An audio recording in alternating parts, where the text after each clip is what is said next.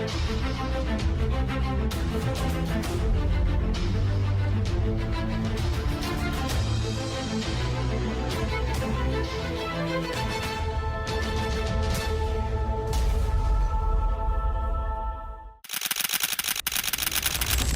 laporan kasus cybercrime di Indonesia tumbuh pesat jadi yang terbanyak di dunia. Dari data Asosiasi Fintech Indonesia, pertumbuhan pengguna internet per Indonesia adalah yang tercepat di dunia. Sayangnya ini dibarengi dengan banyaknya kasus kejahatan cyber. Di tahun 2016 ada 1.200 lebih kasus cybercrime yang dilaporkan ke Polda Metro Jaya. Jumlah kasus cybercrime yang terbanyak di dunia. Resmob Polda Jawa Barat dan Polda Sulawesi Selatan menangkap 5 pelaku kejahatan cyber dengan modus penjualan barang di media sosial yang telah menyebabkan kerugian untuk korban hingga ratusan juta rupiah. Pemerintah membentuk tim khusus untuk menangani peretas bernama Yorka yang membocorkan data pemerintah dan data pribadi sejumlah pejabat. Halo semuanya, selamat datang di video pembelajaran kali ini. Sebelumnya, saya akan memperkenalkan diri terlebih dahulu. Nama saya Muhammad Najwan dari bidang Prodi Bisnis Digital Fakultas Ekonomi Universitas Pakuan. Tugas ini saya buat untuk memenuhi tugas akhir dari mata kuliah Introduction to Cyber Security.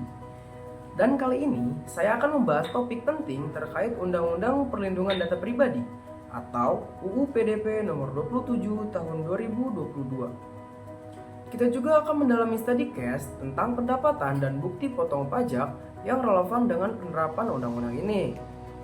Topik ini penting banget nih buat kamu yang pengen paham terkait perpajakan dengan lebih lanjut, khususnya bagi pelaku bisnis di bidang digital. Cocok nih buat kalian yang pengen bangun bisnis atau mungkin bisnisnya sudah berjalan namun ingin lebih memahami terkait perpajakan. Undang-Undang PDP sendiri dapat menjadi fondasi dalam melindungi data pribadi masyarakat Indonesia, khususnya di era digital saat ini.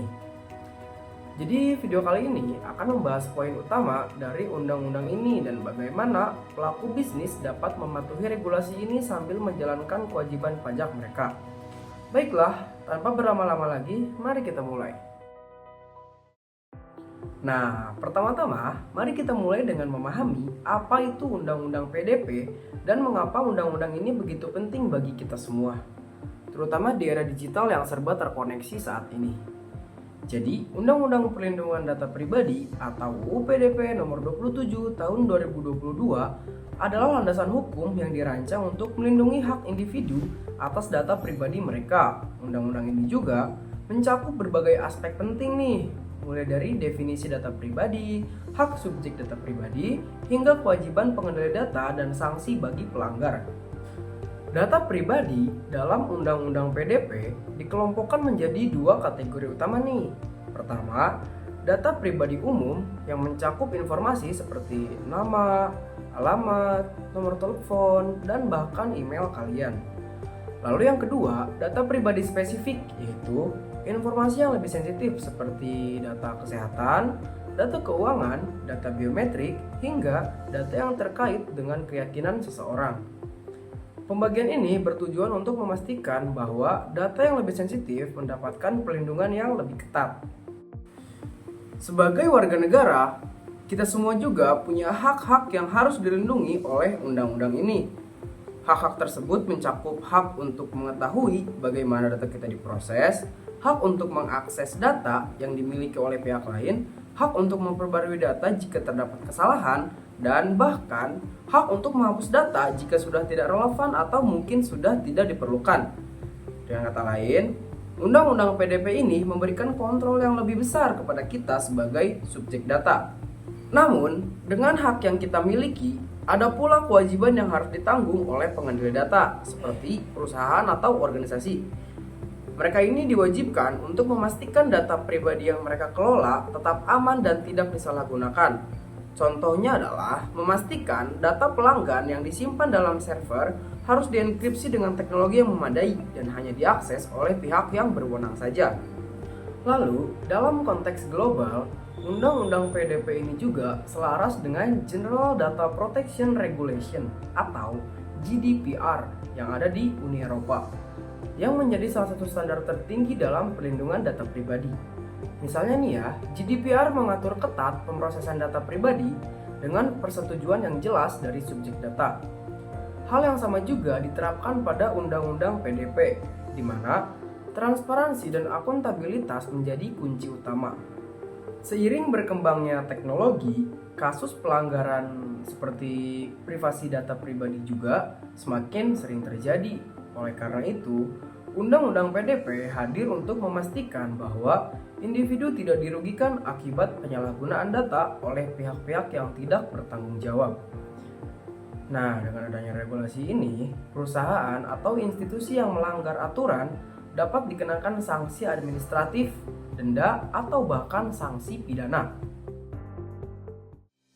Nah, sekarang kita akan masuk ke study case untuk memahami penerapan Undang-Undang PDP dalam dunia bisnis dan perpajakan. Oke, jadi gini, bayangkan Anda adalah seorang pemilik bisnis digital yang menghasilkan pendapatan bulanan sebesar 15 juta rupiah dari penjualan produk atau jasa online. Sebagai pemilik bisnis, Anda punya dua tanggung jawab utama nih. Yang pertama, melindungi data pribadi pelanggan Anda sesuai dengan Undang-Undang PDP. Lalu yang kedua, Anda perlu untuk melaporkan pajak penghasilan sesuai peraturan perpajakan yang berlaku. Untuk penjelasan lebih rincinya, simak baik-baik ya. Karena pendapatan bruto Anda adalah 15 juta rupiah, berdasarkan aturan perpajakan, Anda perlu menghitung pajak penghasilan atau PPh pasal 21. Untuk itu, penghasilan kena pajak dihitung setelah dikurangi penghasilan tidak kena pajak atau PTKP. Misalnya nih, jika PTKP Anda adalah 4,5 juta rupiah, maka penghasilan kena pajak Anda adalah 10,5 juta rupiah. Nah, untuk pajak yang harus Anda bayarkan adalah 5% dari jumlah ini, yaitu Rp525.000. Jadi, total penghasilan bersih Anda setelah kena potongan pajak adalah sebesar Rp14.475.000. Bukti potong pajak seperti formulir yang saya tampilkan ini atau biasa disebut sebagai formulir 1721A1 akan menjadi dokumen penting yang menunjukkan bahwa pajak telah dipotong sesuai dengan peraturan perundang-undangan. Dokumen ini wajib dilaporkan kepada pihak terkait seperti kantor pajak untuk memastikan bahwa Anda patuh terhadap regulasi perpajakan yang ada. Nah, biasanya dalam proses ini, data pribadi pelanggan Anda mungkin terlibat, terutama jika transaksi dilakukan secara digital. Oleh karena itu, Anda wajib menjaga keamanan data tersebut, misalnya seperti data nama, alamat, dan bahkan data metode pembayaran pelanggan. Semua data itu harus dienkripsi dan dikelola sesuai standar yang diatur oleh Undang-Undang PDP. Undang-Undang PDP nomor 27 tahun 2022 memiliki dampak luas bagi individu maupun perusahaan. Dalam konteks perpajakan, undang-undang ini memastikan bahwa data pribadi yang digunakan untuk pelaporan pajak dilindungi dengan baik. Bagi pelaku bisnis, kepatuhan terhadap undang-undang PDP tidak hanya melindungi data pelanggan, tetapi juga membangun kepercayaan di antara konsumen. Pelanggaran terhadap UU PDP dapat berakibat serius, termasuk denda administratif hingga sanksi pidana. Oleh karena itu, sangat penting bagi setiap individu dan perusahaan untuk memahami dan mematuhi aturan ini. Nah, kesimpulannya, Undang-Undang PDP ini memberikan landasan hukum yang kuat untuk melindungi data pribadi masyarakat Indonesia. Dalam konteks bisnis digital dan perpajakan, Undang-Undang ini memberikan panduan yang jelas untuk menjaga keamanan data sambil memenuhi kewajiban perpajakan.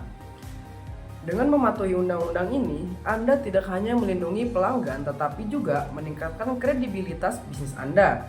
Tentunya, sebagai pelaku bisnis di bidang digital, langkah-langkah seperti mengenkripsi data pelanggan, memastikan akses yang terbatas, dan mematuhi standar pelindungan data adalah investasi yang sangat penting. Dengan demikian, Anda tidak hanya memenuhi regulasi, tetapi juga memberikan nilai lebih bagi konsumen Anda. Baik, segitu saja pembahasan kita tentang UU PDP nomor 27 tahun 2022 dan study case terkait pendapatan serta bukti potong pajak. Semoga materi ini membantu Anda memahami pentingnya perlindungan data pribadi dan kepatuhan akan perpajakan.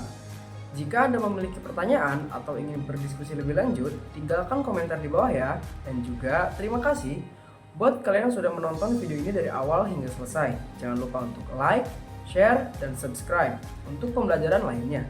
Sampai jumpa di video berikutnya.